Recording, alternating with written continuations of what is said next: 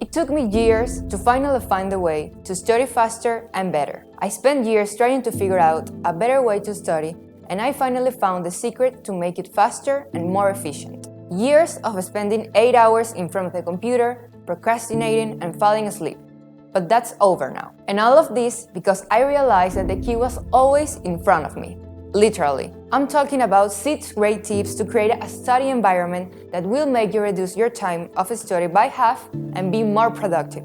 The first tip has to do with recognizing what are the options you have on where to study. Ask yourself, do I prefer a library, coffee shop, or the comfort of my home? Remember where you were when you felt like studying wasn't so difficult. Keep in mind light settings, temperature, how comfortable the place is, or if it's a silent place, especially if it's a quiet place. Just evaluate the options that are nearby, like libraries, home settings, parks, empty classrooms, coffee shops, restaurants, etc. Anything that works for you counts.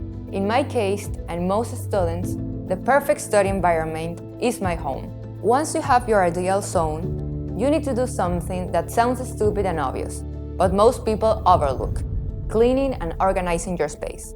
A good organization will definitely increase your energy and reduce your stress level. In my case, I found it really hard to focus when my workplace was dirty.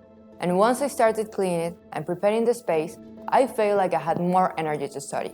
Like if I actually wanted to do it. By cleaning, you will feel more comfortable, and believe it or not, your mind will think more clearly. But what other experts won't tell you about this whole create your own setup thing is that you have to avoid feeling too comfortable. Your space must make you feel good, but not that good. One of the first mistakes students make is moving from studying in their beds to a desk in the same room.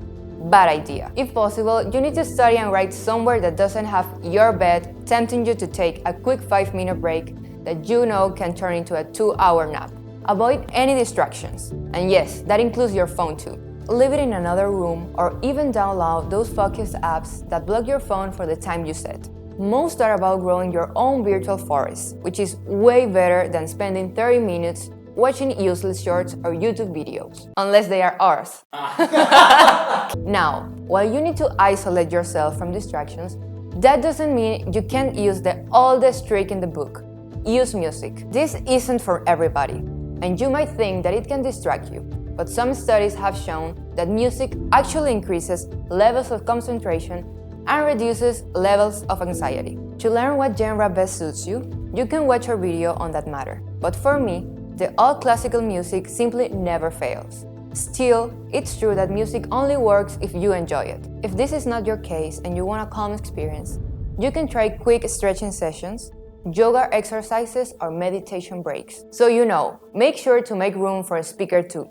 Which reminds me of the next tip: use technology in your favor. For example, explore apps and tools that help you in your learning process, such as note-taking apps, flashcard makers, and productivity apps. Personally, I recommend Milanote to take notes and Speechify to read twice as fast. And if you need help to understand a topic better, use the other online resources and educational platforms to complement your studies. Many courses or YouTube videos offer supplementary materials, forums, and lectures that help you. But if none of these are enough, there is a funnier alternative. Hey, I need help to study. Wanna come? What's up? When you feel like you are not understanding something or that you want a more fun way to study, you can always count on your friends. Long study sessions can get a bit dull, even in the right setting. That's where your friends can make a difference. When you study with friends, you can share ideas, thoughts, and tools. It's a chance to ask each other questions and clear up any doubts that may come up. It's even better if you're an interpersonal learner and study better with more people. Just be careful not to goof around that much. It's crucial to remember that your ideal setup is unique to you. Own it and make it work.